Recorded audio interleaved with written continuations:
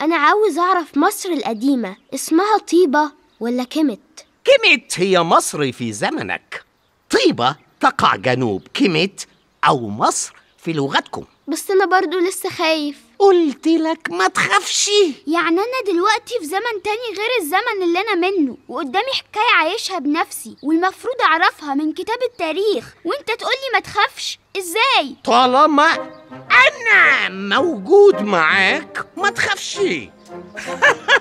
أنت ما تعرفش قدراتي لسه.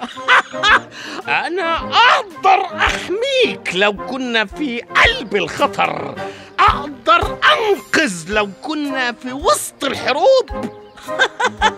قلت لك ما تخافش. انت مين؟ أنا يحيى. يعني ايه؟ وازاي دخلت هنا؟ امسكوا بسرعة.